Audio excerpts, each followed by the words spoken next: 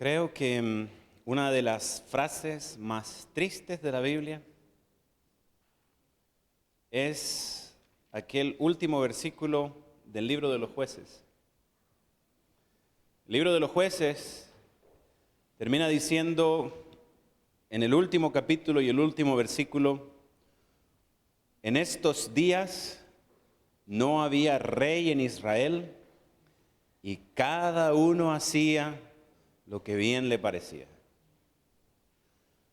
Esta frase nos enseña un poco acerca de anarquía en el pueblo de Israel, pues donde no hay un gobierno y donde no hay una dirección, por supuesto que también existen diversas desviaciones. Si cada uno hace lo que quiere, en realidad se refiere no solamente a una forma de gobierno en la cual cada tribu hacía como mejor le parecía, sino también, tristemente, la inspiración nos revela que esta frase se refiere también a lo religioso. Cada uno en Israel hacía como bien le parecía. Ese es el fracaso de varios ministerios que Dios había colocado en Israel para que el pueblo no se desviara. Los primeros líderes espirituales que Dios puso en el pueblo fueron los padres de familia. La primera gran iglesia era dirigida por el padre en el hogar. El padre enseñaba la palabra de Dios a sus hijos y estos a sus nietos, y de ahí a los bisnietos y los tataranietos. Se suponía que tenía que ser un ministerio permanente que durara durante mucho tiempo, pero lamentablemente muchos padres de familia no fueron fieles. Fue entonces cuando el Señor, en tiempo del Éxodo, apartó una tribu especialmente para que condujera la fe de Israel. Era la tribu de los levitas. Y ellos comienzan a ejercer su labor ministerial, la casa de Aarón, desde que tenemos conocimiento nosotros de los libros más básicos del Pentateuco. ¿Sí? Los levitas tenían que servir como sacerdotes, impartir la fe, pero también en determinado momento muchos de ellos apostataron y ya no eran fieles para con Dios. Cuando ese sistema empezó a corromperse, ciertamente, el libro de los jueces termina diciendo: en estos días no había rey en Israel y cada uno hacía como bien le parecía. Cada uno tenía su propia religión. ¿Saben? Aparece hasta un hombre en la palabra de Dios que se llamaba Micaías, que hizo su propia religión y contrató su propio levita para que sirviera en su propio santuario, que servía a su manera. Se inventó su propio Dios. Es tremendo. Fue en ese preciso momento cuando Dios levantó a un hombre que hizo algo maravilloso. Había una forma que Dios conocía de cómo podía sostenerse la religión dentro de un mundo en el cual todo se estaba derrumbando y cada uno hacía como mejor le parecía. Entonces el Señor escogió a un joven niño. Su nombre era Samuel. ¿Conocen la historia de él, no? ¿Sí? Un hijo de la promesa. Un hijo que fue profetizado por Elí a su madre y que ella amó con todo su corazón, pero sin embargo, ella prometió a Dios que si le daba un hijo, lo iba a dar al servicio del Señor desde la más corta edad, desde cuando fuera destetado. Entonces Samuel comenzó a servir y ustedes conocen el desarrollo de la historia. Se convirtió en un profeta primeramente. Recuerden que la primera misión de él fue hablar la palabra de Dios a su señor Elí. Y luego de eso se convirtió con el tiempo en sacerdote según su nacimiento y también en un juez en Israel. En ese momento, cuando él es juez, comienza a gestarse un plan de Dios para poder frenar la apostasía en Israel y conducir la religión en Israel, porque estaba todo desordenado, era un desastre. Todo comienza aquí, Primera de Samuel, capítulo 7. Primera de Samuel, capítulo 7. Dice el verso 15: y Samuel juzgó a Israel todo el tiempo que vivió, y todos los años iba y daba la vuelta a Betel, a Gilgal, a Mizpa, y juzgaba a Israel en todos estos lugares. Y después volvía a Ramá, porque allí estaba su casa, y allí juzgaba a Israel, y edificó allí un altar a Jehová. Ramá o Ramalat, así es como se llamaba. ¿Saben? Ramalat era una ciudad, un pueblito pequeño que se encontraba en la área montañosa de Israel. ¿Ok? Ese fue el pueblo natal de Samuel. Él nació en Ramá, murió en Ramá, sus papás murieron allí, ¿sí? Los hijos de la otra esposa de su papá también murieron allí. Samuel siempre fue un hombre casero, no era un profeta como los itinerantes, no era como Elías, ¿no? Elías siempre andaba de un lugar a otro, moviéndose de aquí para allá. No, Samuel siempre fue estable, ¿bien? Vivía en Ramá, como dice aquí, y todos los años, en una época, en la época de la primavera, él salía y hacía un recorrido ministerial y hacía un circuito por Israel. La Biblia dice que este circuito era el mismo siempre. Cuando ustedes lo miran en el mapa de Israel, van a descubrir que lo que Samuel hacía era que salía de la región montañosa, se iba al pueblo que estaba en el centro, bajaba hasta llegar al río Jordán, donde estaba Gilgal, y luego se devolvía. Juzgaba en el centro de Israel. Todas las tribus del sur de Judá subían allá, todas las tribus del norte bajaban a ese lugar y allí recibían justicia. Señor, es que ¿sabe qué? Mi vecino me robó una vaca. Ahí estaba Samuel, muy bien. Tenía que juzgar asuntos importantes en Israel. Es que este asesinó a no sé quién. Ok, ahí estaba Samuel, tenía que juzgar. Pero ustedes saben, la intensa labor del hombre, aquel, no terminaba solo allí. Él tenía, dice ahí, leyeron allí.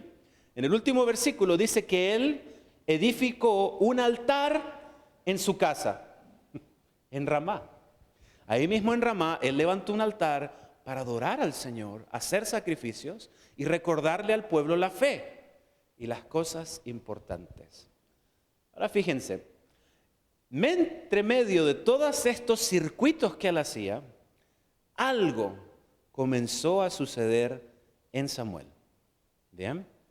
Porque ustedes saben, él iba de un lugar a otro y cuando él llegaba a estos lugares, él miraba a la gente, les enseñaba de Dios, pero hacía mucho más que eso, porque él miraba y en medio de la audiencia siempre veía jóvenes que tenían ciertas aptitudes, veía jóvenes que fueran espirituales, veía jóvenes que fueran capaces de liderar la religión. Y entonces, ¿qué empezó a hacer? Tomaba a estos jóvenes en su gira y se los llevaba al siguiente pueblo. Los llevaba al siguiente pueblo hasta que finalmente en su casa, en Ramalat, allí los empezó a conducir. Cuando ustedes dan vuelta a las páginas de su Biblia, vamos al capítulo 19.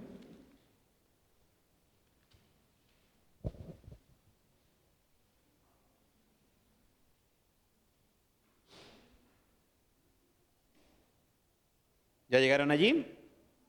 ¿Alguien puede leer, por favor, Primera de Samuel 19, versículos 19 y 20?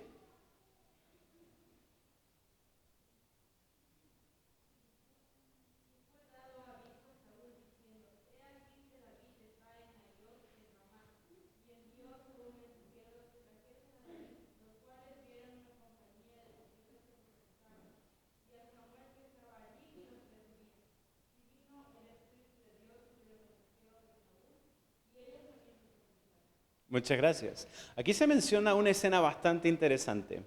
Estamos ubicados en qué lugar, dice allí.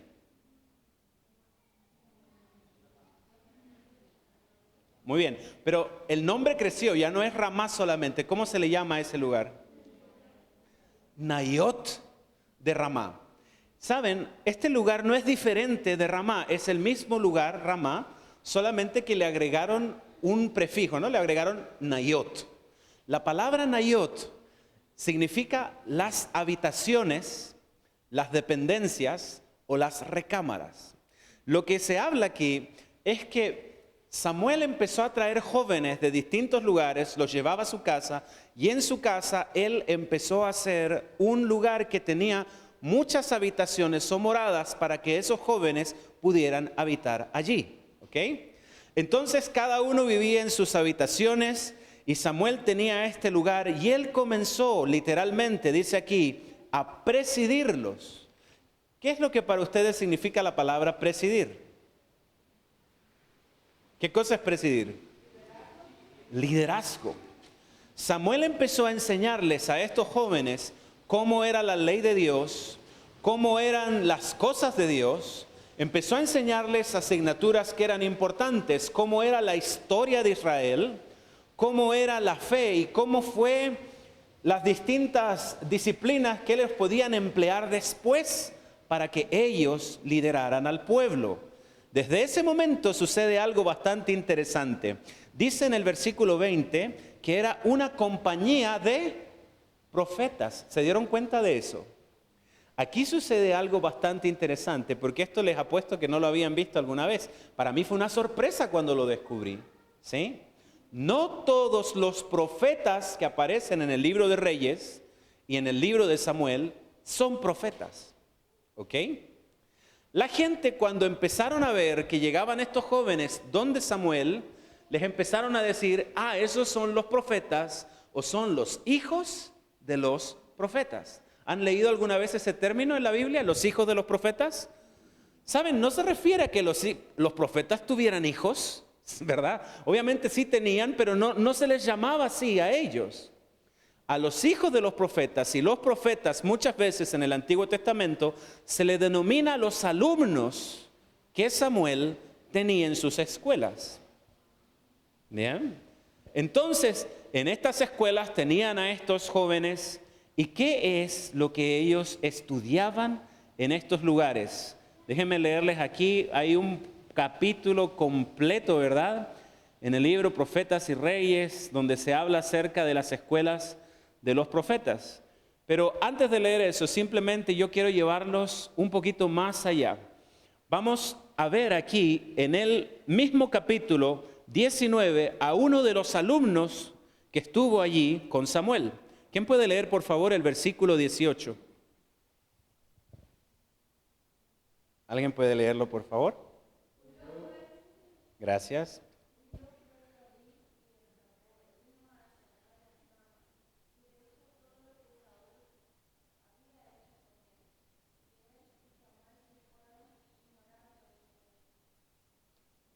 ¿Moraron dónde? ¡Wow! David también estuvo en las escuelas de los profetas. Es interesante. Él pasó algún tiempo allí, no sabemos cuánto, pero sí sabemos de que él estuvo presente en ese lugar y participó de todo lo que se hacía allí. Cuando ustedes leen el Espíritu de Profecía, hay un capítulo completo dedicado. Dice que dentro de las asignaturas de esas escuelas de profetas estaba la historia del pueblo de Israel. Había poesía y también había música. ¿Saben de qué se sostenían? ¿Cómo se sostenía la escuela de Samuel? De la agricultura. Oye, qué interesante, ¿sí? Una escuela misionera donde se sostienen de la agricultura, les enseñan de historia, de profecía, les enseñan de música y les enseñan de cosas importantes para que cuando esos salieran pudieran influir en la sociedad y de esa manera pudieran detener la apostasía reinante en aquel tiempo cuando cada uno hacía lo que mejor le parecía. Interesante, ¿verdad? Sí. ¡Wow! Ahora viene algo bastante interesante porque ellos empleaban dentro de sus atributos, como decíamos, la música. ¿Dónde podemos ver eso? Primera de Samuel, capítulo 10. Vamos a Primera de Samuel, capítulo 10.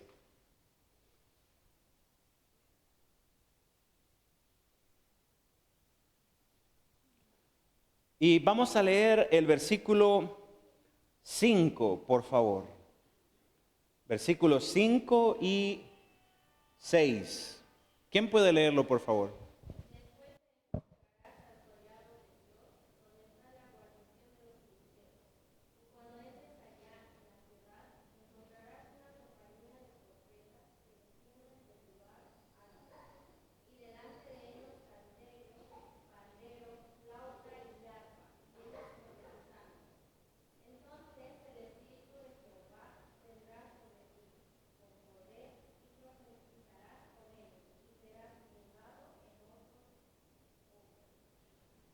Esta es una escena muy especial.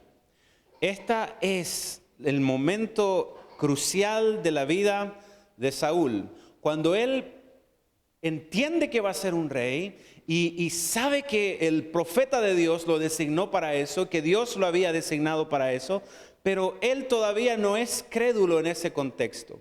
Samuel le dice, bueno, cuando tú salgas de este lugar y te vayas a tu casa, te va a pasar esto, te va a pasar esto, te va a pasar esto, y te vas a encontrar con una compañía de profetas que desciende desde el lugar alto. Eran alumnos de Samuel que estaban haciendo el culto en el collado de Dios y que estaban en ese lugar haciendo sacrificios y alabando al Señor. Y miren qué lindo. Iban cantando y alabando con música. ¿Se dieron cuenta de eso? ¿Sí? Iban alabando con música y con esta música ellos llegaban y entonces venían y cantaban a la gente en estas caravanas y compartían la palabra de Dios. Déjenme leerles de Patriarcas y Profetas. Mediante el establecimiento de las escuelas de los profetas se tomaron medidas adicionales para la educación de la juventud. Si un joven deseaba escudriñar más profundamente las verdades de la palabra de Dios y buscar sabiduría de lo alto, a fin de llegar a ser maestro en Israel, las puertas de estas escuelas estaban abiertas para él. Las escuelas de los profetas fueron fundadas por Samuel para servir de barrera contra la corrupción generalizada, para cuidar del bienestar moral y espiritual de la juventud, para fomentar prosperidad futura de la nación, supliendo de hombres capacitados para obrar en el temor de Dios como jefes y consejeros.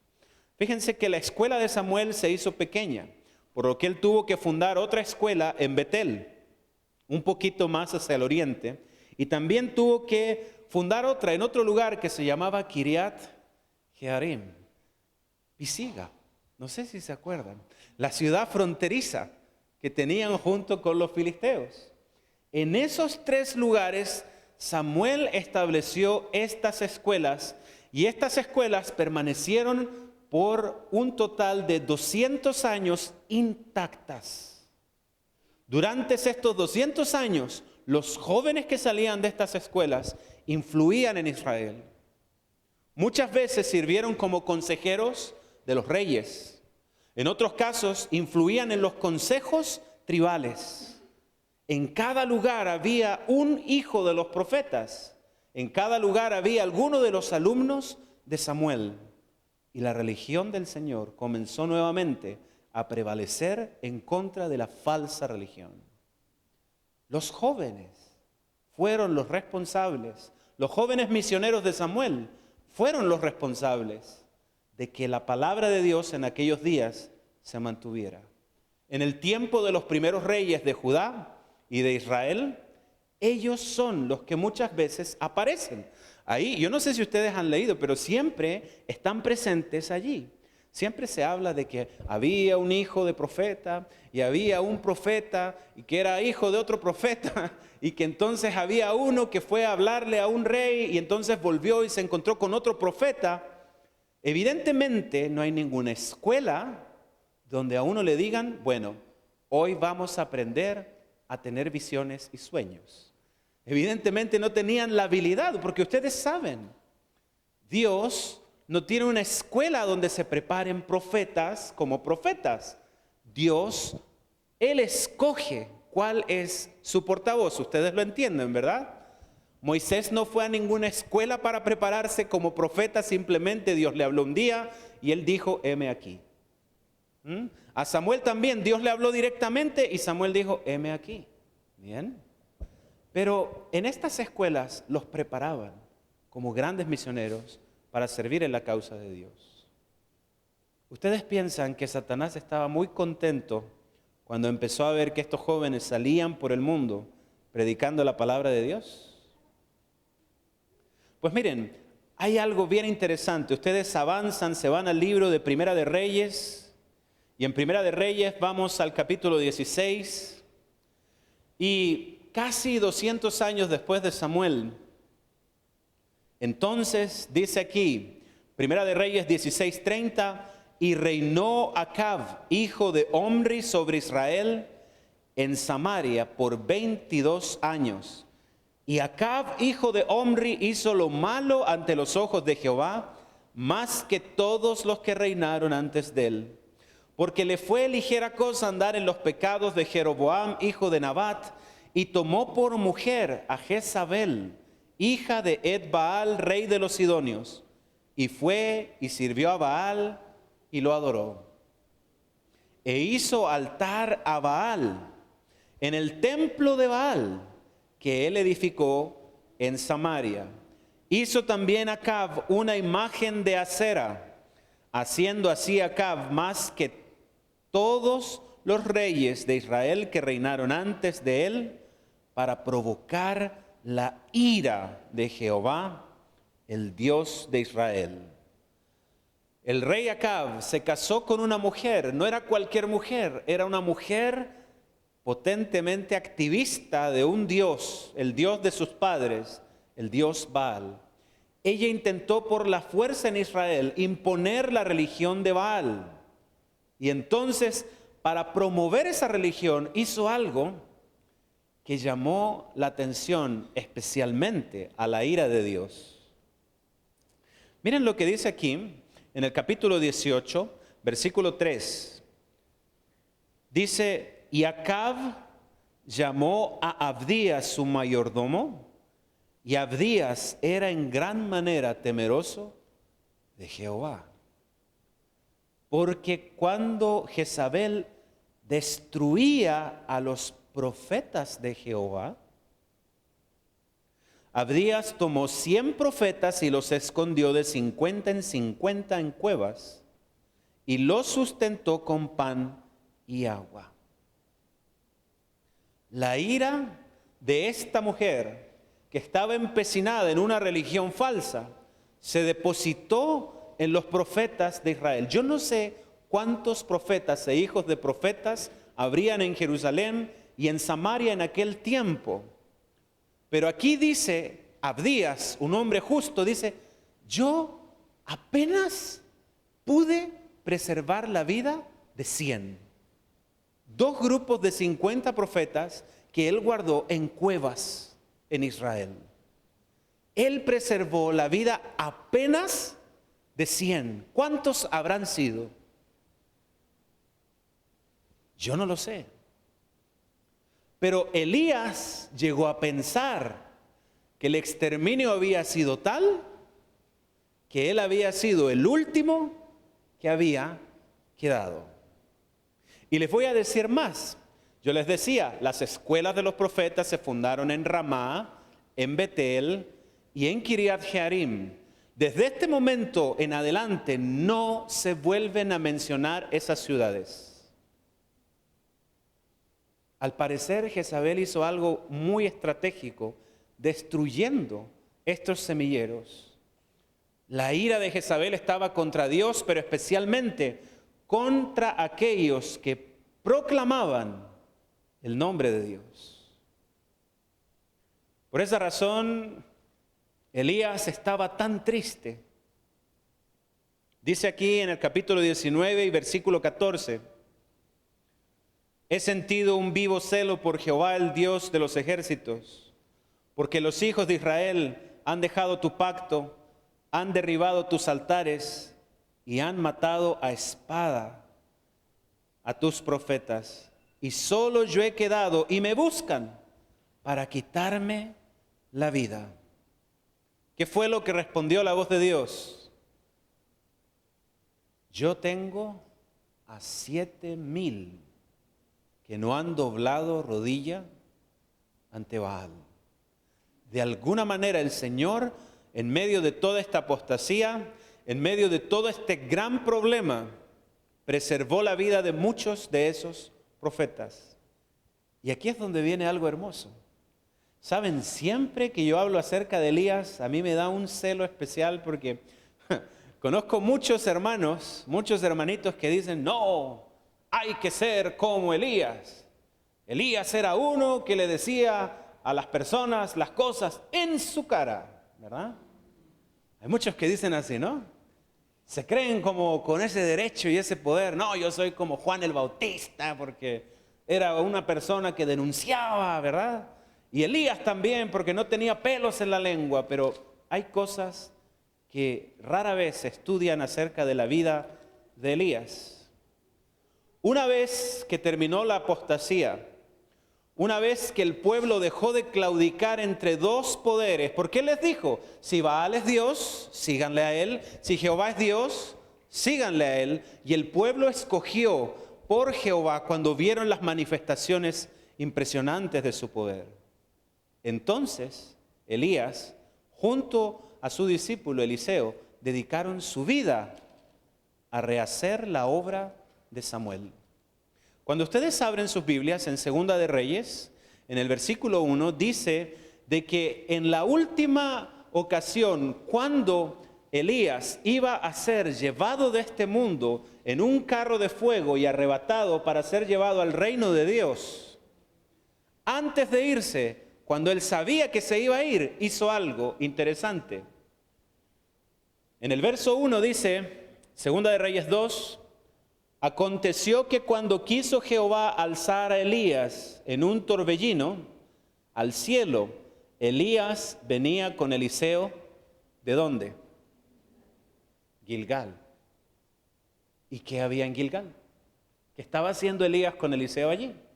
Pues miren lo que dice, versículo 2. Y dijo Elías a Eliseo, quédate ahora aquí, en Gilgal, porque Jehová me ha enviado a Betel. Y Eliseo dijo, vive Jehová y vive tu alma, que no te dejaré. Y descendieron pues a Betel. Salieron de Gilgal, se fueron a Betel. ¿Y qué hicieron en Betel? Miren el versículo 3. Y saliendo Eliseo, los hijos de los profetas que estaban en Betel, le dijeron, ¿sabes que Jehová te quitará hoy a tu señor de sobre ti? Y él dijo, sí, lo sé. Callado. ¿Los hijos de los profetas? ¿Otra vez? Y ustedes siguen leyendo. Y Elías volvió a decir a Eliseo, quédate aquí ahora porque Jehová me ha enviado a Jericó, otra ciudad. Y entonces dice que fueron para allá y le dijo, vive Jehová, vive tu alma, que no te dejaré. Y vinieron pues a Jericó y se acercaron a Eliseo, los hijos de los profetas que estaban en Jericó. Lo último que hizo Elías antes de irse fue visitar las escuelas de los profetas. Él pasó por la escuela que estaba en Gilgal, luego siguió a la escuela que estaba en Betel y luego se fue a la escuela que estaba en Jericó. De hecho, es interesante porque cuando ustedes leen esta historia más abajo, dice que cuando él cruzó el Jordán, en el versículo 7, 50 de estos hijos de los profetas, alumnos de sus escuelas, cruzaron. Y cuando Elías fue arrebatado a los cielos, estos no sabían o no entendían o no comprendieron o no podían creer que el Señor se había llevado a Elías. Y entonces fueron a buscar a dónde lo había botado el viento. ¿Sí? Era más fuerte que el viento que hemos tenido esta noche, ¿sí o no? Oiga, si ustedes quieren ver cómo era la intimidad de las escuelas de los profetas, les recomiendo leer el libro Segunda de Reyes del capítulo 1 al capítulo 7. Porque allí menciona muchas cosas que sucedieron en las escuelas de los profetas. ¿Sí? Por ejemplo, En Segunda de Reyes, capítulo 3, tenemos en una ocasión que el rey Joram, junto al rey Josafat y el rey de Edom, visitaron una de esas escuelas y Eliseo estaba completamente enojado por la situación. Porque Joram era el hijo de Jezabel y ustedes entienden que Eliseo tenía una afición especial por levantar a los profetas, los hijos de los profetas, las escuelas de los profetas. Y la mamá de Joram, Jezabel, es la que destruía a los profetas de Dios sobre la tierra. Entonces, más encima, Joram vino a pedirle un favor a Eliseo. Y Eliseo llama a un joven de los profetas a que le tocara el arpa. Versículo 15, tráiganme un tañedor. Y mientras el tañedor tocaba, la mano de Jehová vino sobre Eliseo, quien dijo, así ha dicho Jehová, hagan en este valle muchos estanques. Él estaba en esas escuelas y llamaba a jóvenes que tocaran música para poder prepararse para la adoración y para la predicación de la palabra. En Segunda de Reyes, capítulo 4, aparece un milagro que hizo Eliseo. Muchas veces lo hemos leído. Había una viuda que se acercó y le dice, no tenemos para comer yo y mi hijo. Y el profeta le dice, ve y trae muchas vasijas y llénalas. ¿Se acuerdan que se llenaron de aceite y ella tuvo para vender el precio y todo eso? ¿Quién era esa mujer? Cuando ustedes leen aquí en el capítulo 4 y van ahí y ven acá en el versículo 1 dice que era una de las mujeres de otro de los alumnos de Elías. De otro de los alumnos de Eliseo. Era de las escuelas de los profetas esa mujer. Y el Señor, cuando su esposo murió, le proveyó lo suficiente para que tuvieran para vivir ella y sus hijos. Al finalizar este mismo pasaje, en el capítulo 4, al final de ese capítulo, nosotros encontramos una cosa maravillosa. Hubo hambruna en Israel y alguien trajo algunos panes como una ofrenda para que los hijos de los profetas pudieran comer. Pero el problema es que eran poquitos panes, ¿bien? Y los alumnos de las escuelas misioneras son bien comilones, ¿verdad? Entonces, por primera vez sucede el milagro de la multiplicación de los panes. ¿Quién hizo el milagro? El poder de Dios en la mano de Eliseo. Todos comieron y se saciaron. Todos comieron y se saciaron. Cuando ustedes llegan a Segunda de Reyes, capítulo 4, versículo 38, dice que estaban en una hambruna tremenda y en las escuelas de los profetas también llegó la hambruna. No hallaban qué comer. Y Giesi, el ayudante de Eliseo, salió corriendo a buscar en el campo cualquier cosa que sirviera para comer. El problema es que encontró un tipo de pepinos o calabazas silvestres y llegó, hizo un caldo con eso y les dio diarrea. Al punto que todos salieron corriendo y decían, oh, nos vamos a morir porque en la sopa hay muerte, ¿verdad? Y entonces Eliseo volvió, tomó un puñado de harina, lo echó en la olla y entonces dice que el caldo se sanó y todos comieron bien, ¿ok? Hay muchas historias que ocurrieron en las escuelas de los profetas.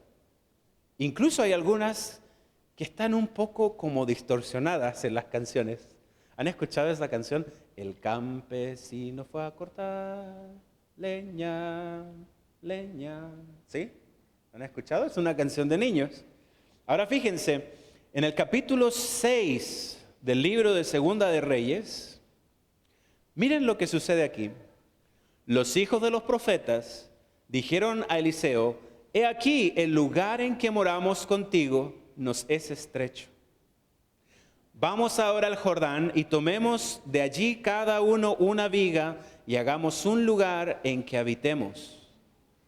Bien, en ese contexto se habla un poco de cómo era la relación que tenían los hijos de los profetas con la comunidad. Hay uno de ellos que fue a pedir prestada un hacha al vecino. Y cuando fue al Jordán se puso a cortar un tamarisco, que son árboles muy duros, y de repente se le salió el hierro del hacha y se cayó al agua. ¿Conoce la historia? ¿Sabían que había sido uno que estaba en una escuela misionera?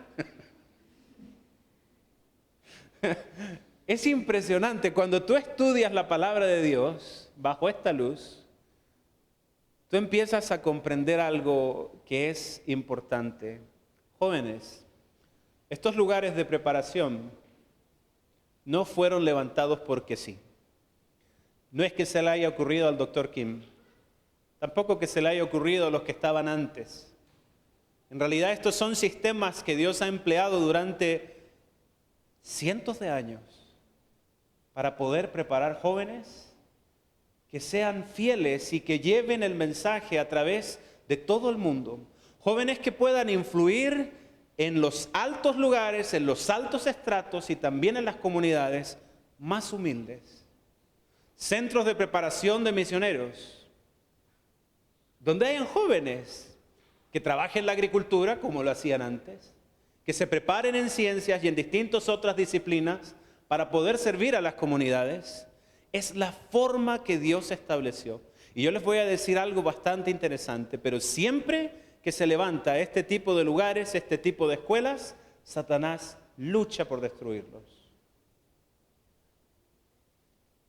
Él lo sabe. Él siempre ataca a los jóvenes.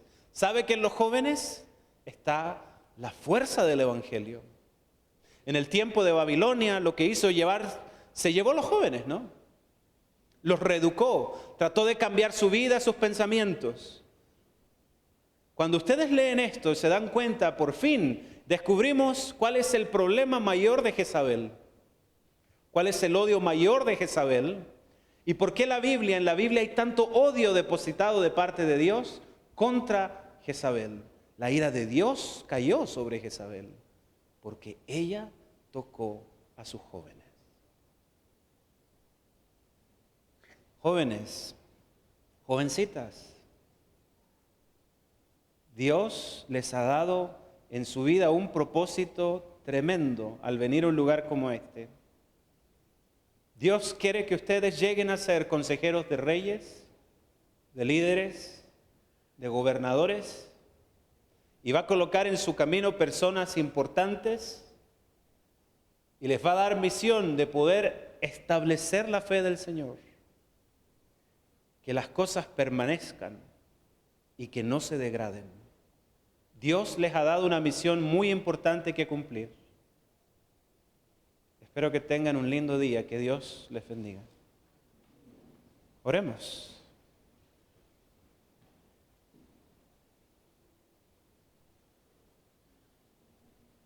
Querido Dios, Padre que estás en el alto cielo, te agradecemos por tu bondad y tu misericordia y por levantar lugares como este, donde tus preciosos jóvenes se preparan para poder servir a la humanidad.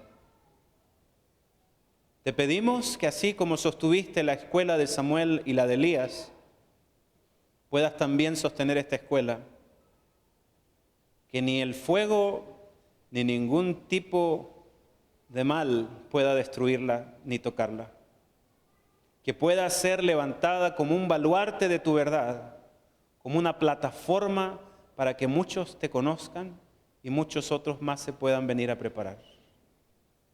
Ayúdanos a aprovechar este lugar de la mejor manera, a prepararnos concienzudamente y luego a ir a ese mundo que tanto lo necesita, a servir con todo nuestro corazón.